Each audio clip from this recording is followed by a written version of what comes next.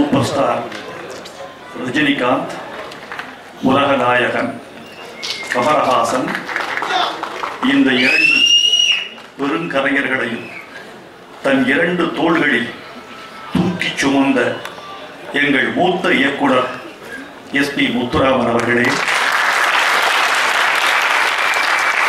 நீர்ப்பறவையை வெற்றி வானில் பறக்கவிட தயாராகி கொண்டிருக்கிற என் அறுவை இயக்குனர் சீன ராமசாமி அவர்களே, இந்த விழாவின் கதாநாயகன் இயக்குனர் கணேஷ் பாபு அவர்களே, படத்தின் தயாரிப்பாளர்களே, நடிகர்களே, தொழில்நுட்ப கலைஞர்களே, பாசத்துக்குரிய பத்திரிகையாளர்களே, ஊடகத்துறை நண்பர்களே, புகைப்பட கலைஞர்களே, பெரியோர்களே, நண்பர்களே, தாய்மார்களே, கலைவுலகத்தின் முன்னணி முகங்களே, உங்கள் அனைவருக்கும் எனது அன்பான வணக்கத்தை தெரிவித்துக் கொள்கிறேன்.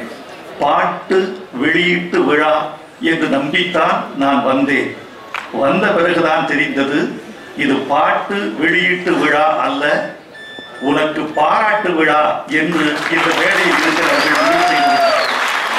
இந்த அன்பு போதும், இந்த நேசம் போதும், தமிழை நேசிக்கிற இந்த ரசனை போதும், படைத்தவனின் வலியை புரிந்து கொள்கிற இந்த குணம் போதும். இது இருந்தால் ஒரு கலைஞர் இந்த உற்சாகத்தில் இன்னும் ஆக்சிஜன் சுமந்து கொண்டு இன்னும் 50 ஆண்டுகள் பயணப்படுவான் என்ற நம்பிக்கையை நீங்கள் எனக்கு தந்திருக்கிறீர்கள். உங்களுக்கு நன்றி. நண்பர்களே, தமிழ்நாட்டுக்கு தொழில் தந்தது கோவை மாவட்டம், தமிழ் தந்தது மதுரை மாவட்டம், கலை தந்தது தஞ்சை மாவட்டம்.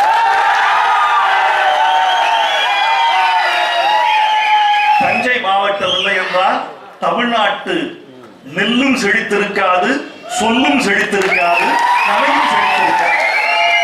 அந்த தஞ்சை மாவட்டம் எத்தனையோ கலைஞர்களை தமிழ்நாட்டுக்கு கொடுத்திருக்கிறது. டி ஆர் ராமண்ணா போன்ற இயக்குனர்கள், தஞ்சை ராமையாதாஸ் போன்ற எழுத்தாளர்கள், படைப்பாளிகள், முத்தமிழறிஞர் கலைஞரை போன்ற தமிழ் புத்தகங்கள், மல்லியம் ராஜகோபாலை போன்றவர்கள், ஆருதாசை போன்றவர்கள், டி ஆர் ராஜகுமாரி போன்ற உச்ச நட்சத்திரங்கள் தமிழ்நாட்டில் கலை கொழித்தது தஞ்சை மாவட்டம். அந்த தஞ்சை மாவட்டத்திலிருந்து ஒரு இளைஞன் நான் அந்த படைவரிசையில் சேர வந்திருக்கிறேன் என்று வந்திருக்கிறார். அவன் தான் கணேஷ் பாபு. பொதுவாக இங்கு பேசியவர்கள் எல்லாம் குறிப்பிட்டார்கள், பெரிய படங்களுக்கு மட்டுமல்ல சின்ன படங்களுக்கு வைரமுத்து ஆழமாக எழுதுகிறார், ஈடுபாட்டோடு எழுதுகிறார் என்று சொன்னீர்கள். நான் அதில் தனிப்பட்ட பாசம் வைத்திருக்கிறேன். ஒரு இளைஞன் புதிதாக என்னை தேடி வருகிற போது அவன் கண்களை கவனிக்கிறேன். அதில் லட்சிய வரிக்கு கீழே ஒரு சோகம் இருப்பதையும் கவனிக்கிறேன். எல்லா இளைஞரும் தமிழ்நாட்டில் இருக்கிற அத்தனை மாவட்டங்களில் இருந்தும் ரயில் ஏறுகிற போதும், பேருந்து ஏறுகிற போதும், ஒரு லாரியை பிடித்து வந்து இறங்குகிற போதும் ஒரு தவிப்போடு தான் சென்னைக்கு வந்து இறங்குகிறான்.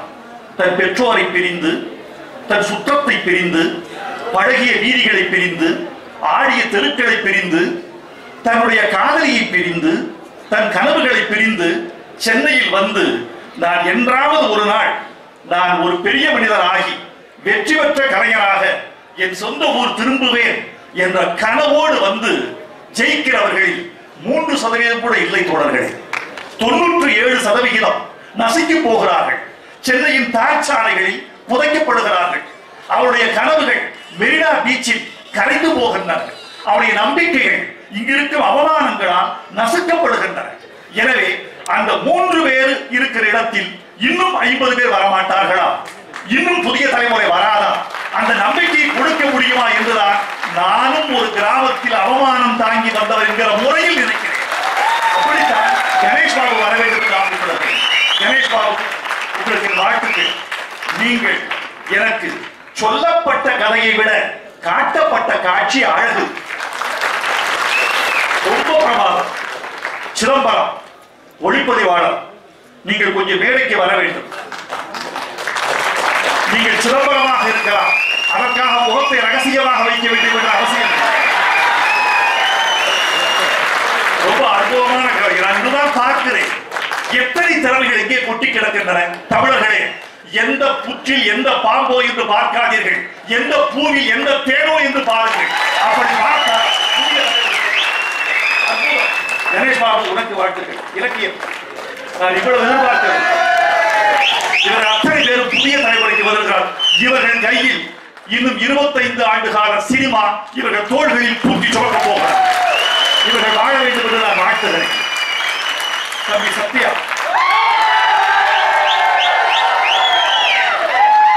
இந்த இளைஞருக்குள் இவ்வளவு நெருப்பு எனக்கு ரொம்ப ஆச்சரியமாக இருக்கிறது. இவரையும் நான் இன்றுதான் பார்க்கிறேன். படத்தில் பார்த்த பிறகு இந்த இளைஞனை பார்க்க வேண்டும் என்று ஆசைப்பட்டேன். யார் இவன்? என் வீட்டில் இருக்கிற ஒரு அலுவலகத்து பையன் மாதிரி இருக்கிறானே, எனக்கு தெரிந்த பையனாக இருக்கிறானே, என் தம்பிமார்கள் ஒருவர் மாதிரி இருக்கிறானே, யார் என்று பார்த்தால் அந்த உருவத்துக்கும் இந்த உயரத்துக்கும் சம்பந்தம் இல்லை. கடுகு சிறுத்தாலும் காரம் போகாது, சத்யா உயரம் குறைந்தாலும் ஒரு உண்மையை சொல்கிறேன். இந்த சத்யா என்ற பெயருக்கே ஒரு பெரிய சக்தி இருப்பதாகவே நினைக்கிறேன். புகார் கணேஷ், ஒரு சம்பவம் சொல்கிறேன் உங்களுக்கு. நல்ல சம்பவம் இது. 1987 ஒரு நவம்பர் மாதத்தில் மழை கொட்டிக் கொண்டிருந்த காலம். வேதம் புரிது என்ற ஒரு படத்தை பார்ப்பதற்காக அந்நாள் முதலமைச்சர் எம்ஜிஆர் அவர்கள் ஏவிஎம்முக்கு வருகிறார். 3 பேர் வரவேற்கிறோம். நான், என்னுடைய சத்யராஜ் அவர்கள், கமலஹாசன் அவர்கள் 3 பேர் வரவேற்கிறோம். அந்த படத்தில் பிரச்சனை என்பதற்காக பாரதி ராஜா வெளியே எங்கோ அலைந்து கொண்டிருக்கிறார். நாங்கள் 3 பேரும் அவரை வரவேற்கிறோம். கொடை பிடித்து அந்த தங்கம் நனைந்து விடக் கூடாது என்று கொடை பிடித்து அழைத்து வருகிறோம். நாங்கள் 4 பேருமாக படம் பார்க்கிறோம். நானும் கமலும் முன்வரிசையில் இருக்கிறோம். எம்ஜிஆர் பின்னால் அவர் மட்டும் இருக்கிறார். சத்யராஜ் ஒரு ஓரமாக இருக்கிறார். எம்ஜிஆர் கமலஹாசனை அழைத்தார். என்ன பண்றது, பேச்சு வராது. சொற்கள் அவருக்கு உடன்படாத காலம். என்ன செய்யறேன்னு கேட்டார். கமலஹாசன் என்ன பார்த்தார், என்ன கேட்கிறாரு தெரியலையா, என்ன பண்றீங்கன்னு கேட்கிறாரு. அப்படி தடுமாறிட்டார். சார் என்ன படம் பண்றீங்கன்னு கேட்கிறாரு. ஓ சத்யா, சத்யானாரு. சத்யாகிரக படம் பண்ணிட்டு இருக்காரு 87. உள்ள எம்ஜிஆர் வாய் விட்டு சிரிச்சார். ஒரே மகிழ்ச்சி அடைஞ்சார், பூரிப்படைஞ்சார். இவருக்கு என்ன இவர் சிரிக்கிறாரு, எனக்கு புரியல சார், என்ன பிடிக்கலையா டைட்டில்? அது இல்ல சார், சத்யாகிரத அவங்க அம்மா பேரு, அம்மா பேரு, எங்க அம்மா பேரு, நான் ஸ்டுடியோ வச்சிருக்கேன், நீ சினிமா எடுத்துட்டு இருக்கேன்னு சந்தோஷப்படுறாரு உங்களை பார்த்து என்று சொன்னேன். மகிழ்ச்சியா. சத்யா என்ற பெயர் அன்னைக்கு எம்ஜிஆர் அவர்களையே அப்படியே மகிழ வைத்த பெயர். இன்னைக்கு சத்யா வந்திருக்கார். உங்களுடைய வெற்றிக்கு உங்கள் பெயரை கட்டியம் கூற வேண்டும் என்று வாழ்த்துகிறேன். ரொம்ப மகிழ்ச்சி. இந்த படத்தில் பாடல்கள் சிறப்பாக வந்திருக்கிறேன் என்று சொல்லுகிறீர்கள் அல்லவா? இந்த படத்தில் சிறப்பாக பாட வந்ததற்கு காரணம் வைரமுத்து அல்ல, 2 பேர் காரணம். கணேஷ் பாபு சொன்ன கதை ஒரு காரணம், அந்த கதையின் உயிரை ஒளியில் பிடித்து காட்டிய இலக்கியம் ஒரு காரணம். ஒரு நல்ல சூழல் இல்லை என்றால் பாட்டு சரியாக வராது தோழர்களே. எந்த பாடலாசிரியரும் நல்ல பாட்டு எழுதத்தான் ஆசைப்படுகிறான். வெற்றி பெற வேண்டும், புகழ் வர வேண்டும், பாராட்டு பெற வேண்டும் என்றுதான் ஆசைப்படுகிறான். தமிழ் மொழிக்கு தன்னால் ஆன ஒரு இம்மி அளவு காணிக்கை செலுத்த வேண்டும் என்றுதான் ஒவ்வொரு கவிஞரும் ஆசைப்படுகிறான். இது தடுக்கிறது என்றால் படத்தின் சூழல் தடுக்கிறது, இசை தடுக்கிறது. இலக்கியருக்கு தனிப்பட்ட பாராட்டுக்கள். மொழிக்கும் இசைக்கும் இடைவெளி எத்தனை சென்டிமீட்டர் இருக்க வேண்டும் என்பதை திட்டவட்டமாக தீர்மானித்திருக்கிறார். அதனால் இலக்கியரை நான் பாராட்டுகிறேன். மொழி தனி வழியாகவும் இசை தனி வழியாகவும் இடைவெளியாக பயணப்படுகின்றன. ஒன்றோடு ஒன்று உரசிக்கொள்ளவில்லை. தண்டவாளங்களை போல தண்டவாளங்களுக்கு தெரியும் எந்த இடைவெளி இருக்க வேண்டும் என்று. 2 இடைவெளியும் சரியாக இருந்தால்தான் சினிமா என்ற ரயில் சரியாக ஓடும். அதனால்தான் இசைக்கும் மொழிக்குமான இடைவெளியை அழகாக தீர்மானித்திருக்கிற இலக்கியரை நான் பாராட்டுகிறேன். என்ன சிச்சுவேஷன், அழகான சிச்சுவேஷன் கொடுத்தது. எஸ்பி முத்துராமன் அவர்கள் 30 ஆண்டுகளுக்கு முன்னால் எனக்கு ஒரு அறைகோல் குழு விடுத்தார். ஒரு முக்கியமான சிச்சுவேஷன் தர்றேன், சரியா நீங்க பாட்டுறதுன்னு சொன்னார். முத்துராமன் அவர்கள் இதெல்லாம் ஒரு பெரிய மூத்த சகோதரர். புதுக்கவிதைங்கிற படம், ரஜினி ஜோதி 2 பேர் ஒரு டூயட் பாடுறாங்க. ரொம்ப காதல் பாட்டு. இதே பாட்டு 2வது பாகத்தில் வருது. முதல் பாகத்தில் இருவரும் இணைந்து பாடுகிறார்கள். 2வது பாட்டில் பிரிந்து பாடுகிறார்கள். என்னன்னா, முதல் பகுதியில் காதலன் காதலியாக இருந்தவர்கள் பாடுகிறார்கள். இரண்டாவது பகுதியில் அவள் இன்னொருவனுக்கு மனைவியாகி விதவையாகி திரும்பி வருகிறாள். அப்போதும் அந்த பாட்டு பாடப்படுகிறது. ரெண்டுக்கும் ஒரே பல்லவி இருக்க வேண்டும், அர்த்தம் மாற வேண்டும். இப்படிதான் நம்ம கருத்தை குடிப்பாங்க அவங்கெல்லாம். இதுக்கு மீறித்தான் நம்ம சமாளிச்சு வரணும். உன் கைகளை கட்டுவேன், கால்களை கட்டுவேன், மூக்கில் பஞ்சு வைத்து அடைப்பேன், கடலில் தூக்கி எறிவேன், திறமை இருந்தால் முத்தெடுத்து வெளியே வா. இதுதான் சிச்சுவேஷன் கவிஞருக்கு விதிக்கிற கண்டிஷன். அப்போ நான் எழுதுறேன், ஆனா இது ஜெயிச்சுட்டா பெரிய விஷயம். ஜெயிக்கிறது மனிதனுக்கு மிக முக்கியமானது தெரியுமா? சேலஞ்ச் தான். சவால் இல்லாத வாழ்க்கையே இல்லை. சவால் தான்.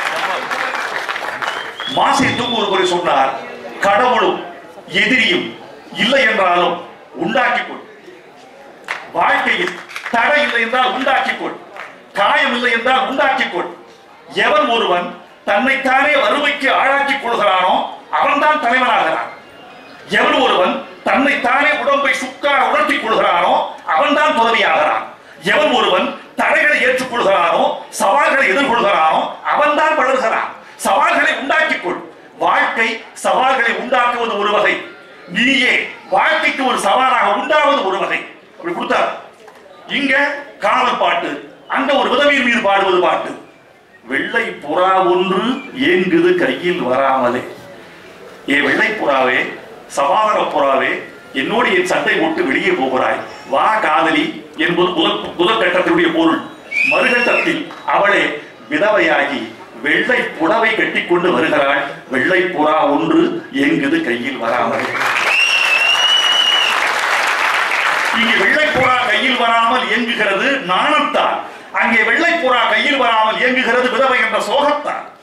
எனவே இந்த வித்தியாசத்தை அவர் காட்டு. இந்த பாட்டுக்கு பெருமையெல்லாம் எஸ்.பி. முத்துராமன் அவர்களையே சாரும், அந்த கதையே சாரும். அப்படி ஒரு காட்சி கொடுத்திருக்கிறார் கணேஷ் பாபு. நீண்ட நாளைக்கு பிறகு நான் ரொம்ப அற்புதமா ரசிச்சு எழுதுற பாட்டு, ரொம்ப ரசிச்சு எழுதுற பாட்டு. காதலர்கள் ஊரை விட்டு துரத்தப்படுகிறார்கள், திருமணம் செய்து கொள்கிறார்கள், உறவுகள் துரத்துகின்றன, எதிரிகள் துரத்துகிறார்கள்.